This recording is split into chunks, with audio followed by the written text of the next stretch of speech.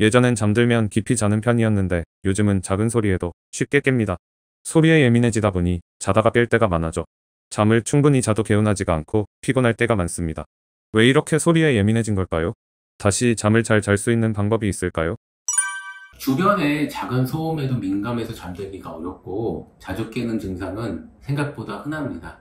대부분 여성분들이라면 10분 중에 4, 5분이 있을 수 있고요.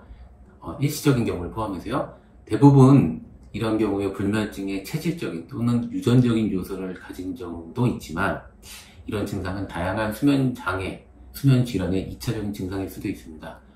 먼저 우리는 자는 동안에도 몸이 깨어 있어요. 소리를 듣는 청각도 깨어 있습니다. 특히 자율신경이 아주 예민한 분 또는 불면증의 체질적인 또는 유전적인 요소를 가지고 있는 분들은 아주 작은 소리에도 몸이 인식하고 각성할 수 있습니다. 하지만 이런 증상 자체는 수면의 질을 떨어뜨릴 수 있고요. 깊은 수면으로의 진입을 방해하거나 또는 수면을 단절시킬 수도 있습니다. 결과적으로 수면의 유지가 되지 않아서 뇌가 저녁에 자는 동안 쉬지 못하고 몸의 피로 자체도 충분히 회복할 수 있지 못하게 되면서 아침에 깨어나지 않는 상태까지 이어지게 됩니다.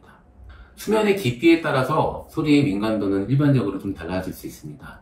얕은 수면 단계일수록 외부 소리에 쉽게 반응할 수 있는데요. 수면은 보통 1, 2, 3단계, 3단계로 갈수록 깊은 수면이고요. 별도의 렘수면이라고 하는 수면이 4가지로 구성이 되어 있습니다. 예를 들어서 잠이 막 시작하는 N1 단계에서는 아주 작은 소리도 인지할 수 있고 소리가 들리는 것은 정상일 수 있습니다. 조금 더 깊은 N2 단계의 수면에서는 큰 소리라든지 어떤 특정 주파수에서는 약간 민감하게 반응할 수 있지만 대부분 소리에는 반응을 하지 않습니다. N3 단계, 즉 깊은 수면인 석화 수면에 들어가게 된다면 뇌가 실제적으로는 외부 자극에 거의 반응을 하지 않습니다. 큰 소리도 들을 수 없는 경우가 많고요. 하지만 비렘 수면과 다른 이런 꿈을 일반적으로 많이 인지하는 렘 수면 자체에서는 수면의 깊이가 실제적으로 낮고 뇌의 활성도가 높기 때문에 어느 정도의 소리에는 또 예민하게 반응할 수가 있습니다. 불면증 체질에 가까우신 경우 또는 여러 가지 수면 장애를 동반한 경우에는 N1 단계 수면인 얕은 수면의 비율이 높아질 수밖에 없습니다. 그래서 소리에 좀 더 반응을 쉽게 할 수 있는 현상이나 조건이 되게 됩니다. 또한 이런 경우에는 깊은 수면으로 들어가는데도 점점 어려움을 겪게 됩니다. 또 학습이 되면서 본인이 인지할 수도 있어요. 잠들기 전부터 잠에 대한 걱정이 생길 수 있고요. 수면 시간 대비 깊은 수면 시간이 적고 수면에 잠이 깨는 각성의 빈도가 높아지게 되면서 수면의 역할이 많이 줄어들게 되고 결국은 낮에 피곤함이 만들어지게 됩니다.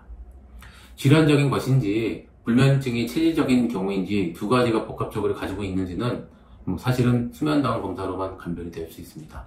체질적인 요소를 가지신 경우에는 소리에 민감할 수 있기 때문에 소리를 좀 줄이는 수면에 관련된 위생등, 특히 이제 소리와 연관될 수 있는 수면 위생 관리가 필요한데요. 또는 어떤 감각장애에 대한 이제 스트레스홀드 역치를 줄이는 임시행동 수면 치료 등이 필요할 수도 있습니다.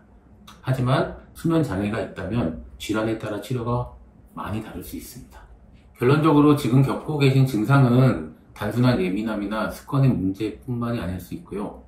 체계적인 수면 평가를 통해서 원인을 좀 알아내고 그에 맞는 접근을 한다면 훨씬 나은 수면의 그런 회복을 고려하실 수 있습니다.